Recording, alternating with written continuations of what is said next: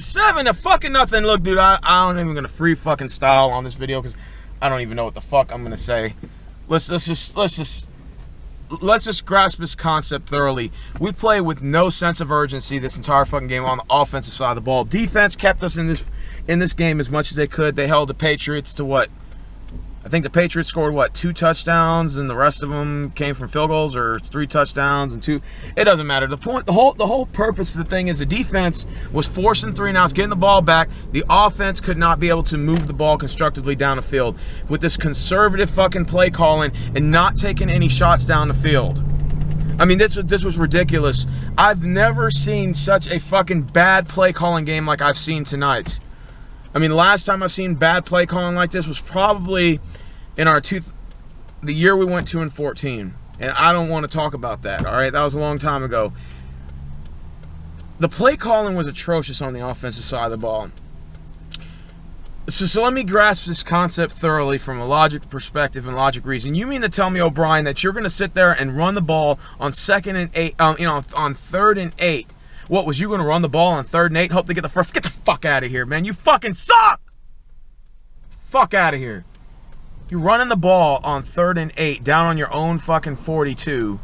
And I couldn't believe some of the comments I was reading on the Texan page where some of the fans were like, well, you know, he's just playing game management and he didn't want to turn the fucking ball over. No, I mean, what does it matter if you're punting the ball on the 42 or if you're going to punt the ball on the 48? You're still, I mean, with Shane Leckler, one of the best punters in the game, is still capable of pinning the ball inside of the 10. I don't think whether you're down on the 42 on a 4th down and 8 or if it's a 4th and 2 on the 48, I don't think that really matters. So the whole purpose of that one play was not to call a run on 3rd and fucking 8. That was just lousy play calling. You know, DeAndre Hopkins was pretty good today. Had some amazing catches, especially a one-handed catch where he landed on one knee and was diving out of bounds. He made some pretty sick catches today. Will Fuller got his touches today. Obviously, none of them got for 100 yards. I don't know if Hopkins might have maybe gotten the 80 range somewhere. Not really sure because it really didn't matter. Because at the end of the day, the whole offensive side of the ball was just completely atrocious. I mean, the play calling was absurd. The play calling was absurd. We played with no sense of urgency. I'm waiting for the no-huddle offense. The no-huddle offense wasn't constructed till around the mid-third quarter. Around the mid-third quarter. And not to mention the fact the Texans we did not have one snap on their territory until about $1:42 left in the third quarter. Oh my God. I mean, we couldn't get anything moving. This game was just bad from start to finish. I mean, other than the fact the defense made some 3 and outs, this game was probably over since it was 10-0. I mean, that's just being a realist, you know. Hats off to the Patriots defense. That's the first time I've seen their defense basically or single-handedly responsible for shutting a team out of the end zone. I don't ever remember Patriots defense shutting a team out of the end zone. That's probably the best time I've seen them do that was probably the early 2000s, and that's around the Super Bowl era Patriots, you know, when you had a lot better players like Rodney Harrison and fucking I can't think of that one Hispanic guy. He looks like that guy off of Chips or whatever. Just doesn't cross my mind at the moment because I can't think clearly. I'm going to the gym right now. The steam room, you know, is a good way to sweat off toxins because, dude, I was really expecting a close game at best with a third-string quarterback. Brissett, you know, yeah, he's a scrambling quarterback, and, yeah, he made some decent throws, but, again, you know, if Jimmy Garoppolo was in, the stats probably would have been a lot better. He's a game manager, you know, / he did make some dink-and-dunk passes, but other than that, the whole offense on the Texans side of the ball was just bad. I mean, we could not get on their side of the field. We couldn't get in the end zone. I mean, we couldn't even get in fucking field goal range. I think in the fourth quarter, we were in field goal range once on the 35, down 20-0. Man, you go for that shit on 4th down. And that's what we did, and we just couldn't convert.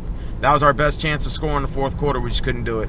Many people were like, kick the field goal. Man, fuck out of here. You don't kick a field goal down 20-0, you retards. You fucking go for that shit, man. You're in 4-down territory. You're on their 35. It's 4th and fucking 5, man. You got to go for that shit. There's no way. What are you going to do? Kick the ball and be down 20-3? Come on, man.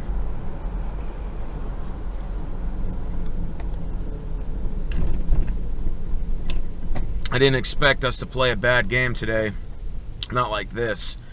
It definitely leaves the AFC South wide open now. Definitely exposes weaknesses on the Texans that need to be addressed. I feel like the defense is still there. I just think on the offense side of the ball, we need to stick with what works best, like we did in the first 2 weeks, and that's run the no huddle effectively. Granted, I'm going to give the Patriots credit because a friend of mine who's a New England Patriots commented on one of my posts today on Facebook when I was saying we need to run the no huddle. He said the reason why Fuller and Hopkins couldn't get downfield is because Patriots were playing 2 safeties in the backfield to get that extra safety help. So, I mean, yeah, granted that is true, but still, I mean, I want to see Brock Osweiler's arm be tested. I want to see him throw the deep ball. I want to see what he can do beyond 30 or 40 yards, because the short passing is only going to work for so long. It's time to find out what this kid has, and we have to do it as soon as possible. Obviously, the Patriots aren't really missing Brady much. He might as well fucking retire. It doesn't seem like it's really making much of a fucking difference. Because whatever, you know, you chop the head of the snake off and 2 fucking heads grow back, because it seems like they just keep finding a fucking quarterback to just keep replacing every fucking quarterback that gets hurt. They just find somebody else to plug in, and it's like the leak was never there. It's like Brady was never gone. Fuck. You know, I definitely was expecting the game to be a lot closer. I know we don't play well in Gillette. We're now 0-4 all time and 1-7 against them. We just don't match up well against the Patriots, and we just don't have the coaching staff to back it up. The only positive things of the game, like I said, Hopkins was made some decent catches, and then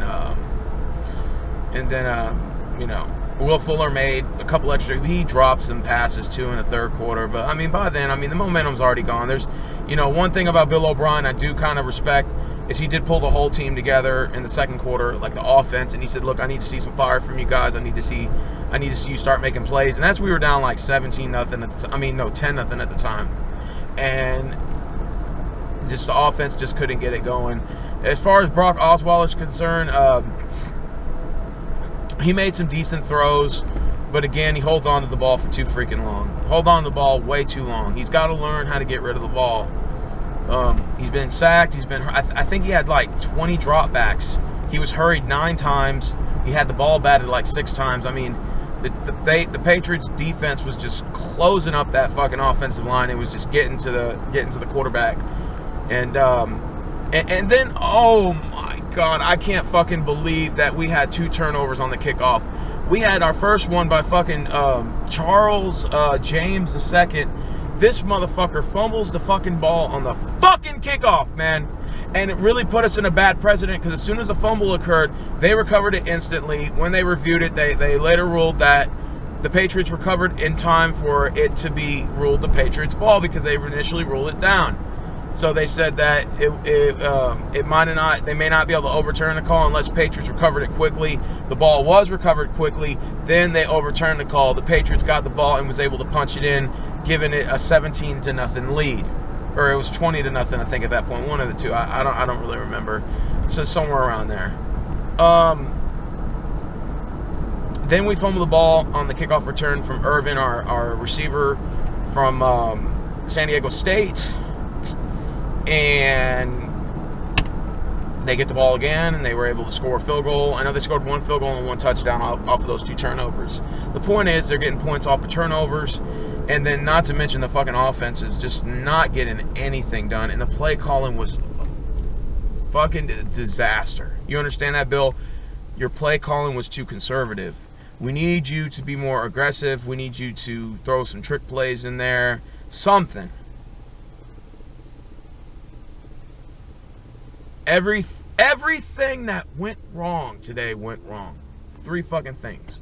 Number 1, Texans lose 27-0 in an abysmal game. One of the worst coach games. This is probably Bill O'Brien's worst fucking coach game I've ever seen since he's been a Texans coach. I like the guy, don't get me wrong. You know, I wouldn't fire him. I still think he's a good head coach. This is probably his worst game he's ever coached. And his 3-year tenure, I think this is the worst one today. And then the second thing that goes on, the fucking Astros lose to the fucking Angels. Given the fact that we were only a game behind Baltimore for the wild card, we lost that game, so now we dropped 2 back. Depending on if Baltimore lost today to Boston, I don't know if they did or not. I got to go back and check. I'm just not. in the mood right now. And then last but not least, the Rockets trade Michael fucking Beasley for a fucking point guard that only scores 4.5 points a game and doesn't contribute anything to the offense side of the ball because he's on the bench basically. And he didn't get any playing time last year. And the Rockets pulled the trigger and traded Beasley for this kid, and it absolutely makes, there's no way to justify fucking Michael Beasley being traded for this fucking scrub. So 3 things happened today, was just a fucking disaster. You understand? A fucking disaster. And you know, just to kind of also kind of address this shit, you know, first of all, to Cleveland fans, Washington, Rams fans, and there's probably some other teams in the NFL. Look, first of all, I've seen y'all motherfuckers comment and shit talking about, oh, the Texans suck, blah, blah, blah. Y'all niggas delete y'all's Facebook. Look, first of all, y'all motherfuckers are in no room to talk. Your fucking franchises are a fucking disaster right now. I mean, the LA Rams have not even managed to get a fucking touchdown in 2 fucking games.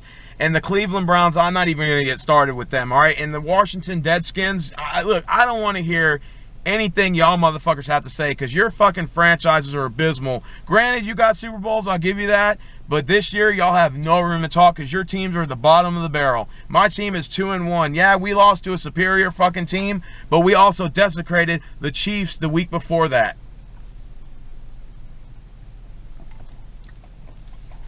The AFC South is basically wide open now, and any team from that division can win. It's basically any man's game. So just when y'all thought that, you know, we were going to run away with it, you know, it's still a possibility we could lose. This was definitely a tough game. This is a hard pill to swallow. I actually was managing the cheer for the team the entire game while most of the fans were getting up and leaving. Not to say I'm better than them, but, you know, I was just there. I stayed till the end of the whistle.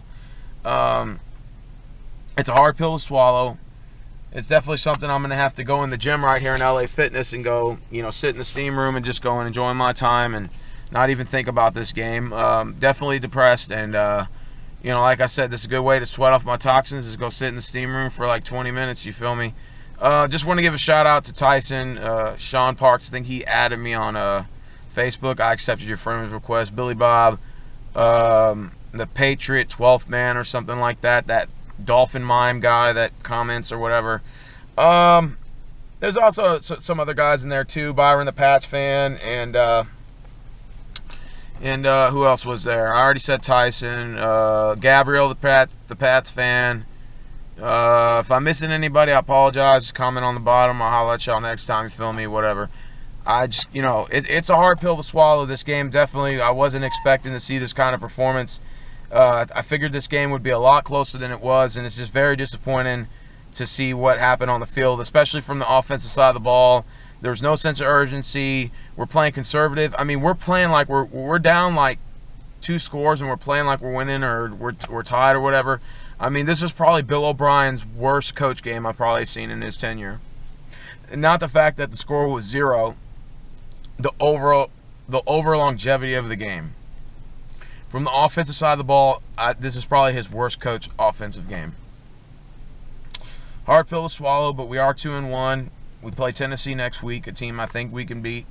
And we just got to be able to rebound from this, and hopefully we can. That's all I pretty much got to say. I'm going to go ahead and get up out of here. I know James was really upset, Ray, and he was really upset, and I don't know how Josie Timmy is. And then, you know, Corey Robinson messaged me and was all mad and stuff, and ain't even no sense in screaming about this shit, you know what I'm saying? It's a hard pill to swallow.